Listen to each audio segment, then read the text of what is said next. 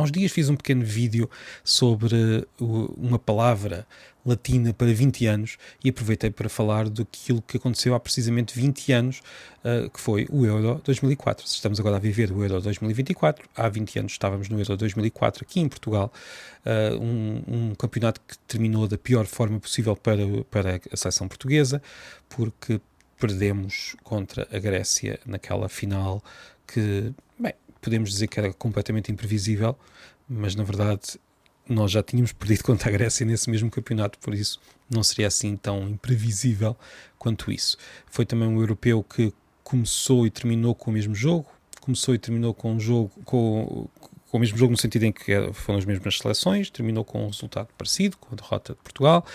Foi também o europeu em que Cristiano Ronaldo passou de ser um suplente para um titular indiscutível. E estou a falar aqui muito de futebol, num podcast sobre livros, porque depois de fazer esse vídeo recebi um comentário muito engraçado entre aspas, de alguém que dizia que era inacreditável como se falava de futebol, toda a gente fala de futebol, ninguém parece falar de outras coisas, quando na verdade aquilo era provavelmente todos os vídeos que já fiz, e já não foram poucos, provavelmente o segundo vídeo em que eu referia o futebol. O primeiro foi para falar da própria palavra futebol, que já chegou a ser... reparem, há uma curiosidade no mundo do futebol, que é o seguinte: nós tivemos muitas palavras inglesas que foram substituídas por palavras portuguesas a certa altura. Nós falávamos dos corners, passaram a ser pontapés de canto, e há outros exemplos. Uma palavra que não foi substituída foi o próprio nome do desporto, que é uma adaptação da palavra inglesa, como se sabe. Mas chegou a haver uma proposta para ser ludopédio, isto no século XIX.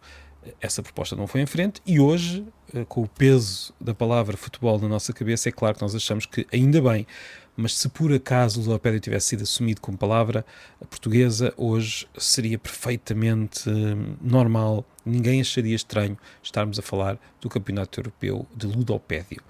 Eu sei que parece um jogo de tabuleiro, mas é assim. Bem, toda esta conversa para dizer que eu às vezes falo de futebol. Não é uma das coisas que eu mais gosto na vida. Gosto de ver futebol, jogar nem por isso. Tive algumas más experiências na escola. Ainda agora os meus filhos estão aqui numa pequena equipa aqui perto, e às vezes, de vez em quando, há aquelas sessões em que os pais também participam, e digamos que não corre assim muito bem para o meu lado.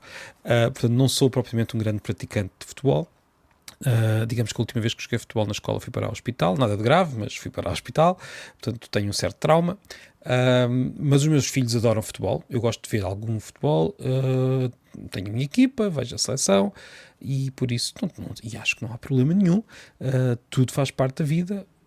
Eu sei que nós podemos criticar o excesso de futebol nas nossas televisões e por aí fora, mas as sociedades têm sempre alguns excessos, e não é a primeira vez que isso acontece na história da humanidade. É ver um desporto que é muito, muito visto e muito comentado, mas pronto, isso já é outra questão. Independentemente de acharmos se é excessivo ou não, penso que não faz mal nenhum nós pensarmos que as pessoas podem ter um desporto e podem gostar de falar disso. E hoje eu gostava só de referir, primeiro, qualquer desporto competitivo cria narrativas quase, como é que eu ia dizer, sem querer. Ainda hoje estou a gravar isto no dia 24, eu sei que vão estar a ouvir isto no dia 25, mas ainda hoje a Croácia perdeu no último minuto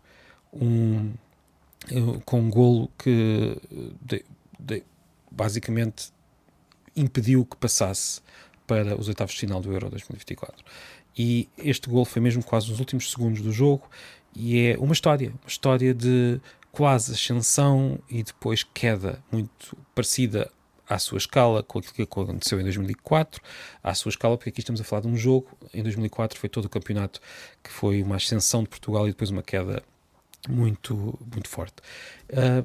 Enfim, será que há livros sobre isto? Claro que sim, há muitos livros sobre futebol, e gostava de dar só 3 exemplos.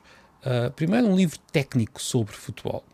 Um livro que não é uma história sobre futebol, mas é um livro que fala sobre o desenvolvimento das técnicas, das táticas.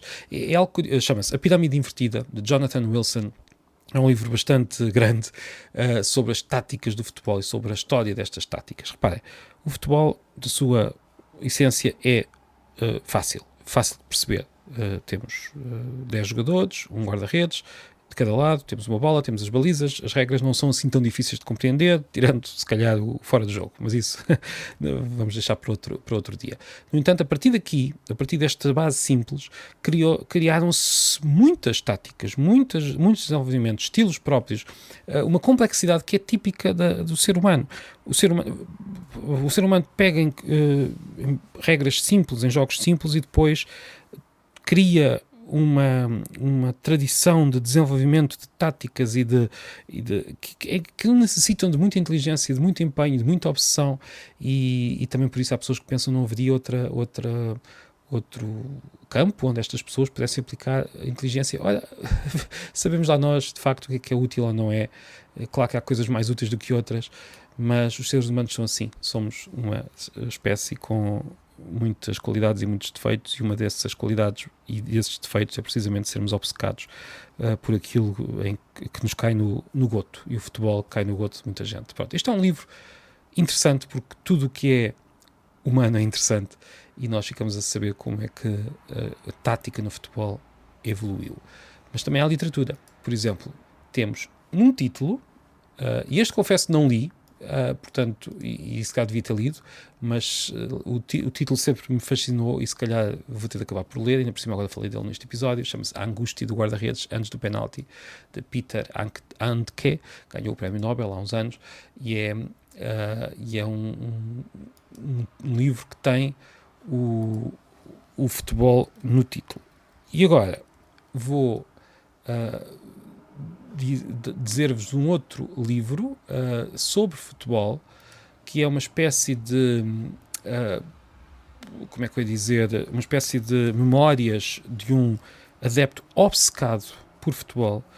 Memórias o livro chama-se Fever Pitch, de Nick Hornby, um escritor muito conhecido, um escritor inglês muito conhecido, que escreveu muitos outros livros, muitos deles deram origem a filmes também bastante conhecidos, mas o livro que o deixou famoso no início da sua carreira é Fever Pitch, que são, como eu disse, um livro de não-ficção, que é escrito por um grande escritor inglês, que já tem já aparece em coleções como as Modern Classics da Penguin.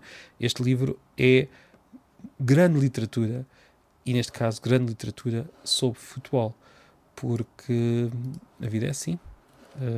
Nem sempre há divisões muito claras entre o que é objeto da literatura solene e importante e aquilo que é parte da vida do dia-a-dia, porque essas divisões são, na verdade, muito ilusórias.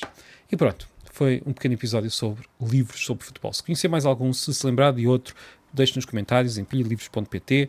Este episódio é sobre livros que tenham lá futebol dentro. Esqueci-me de algum livro português que eu me estou a esquecer e que é óbvio, não me lembro agora de repente, mas se alguém se lembrar, força. Muito obrigado e até amanhã.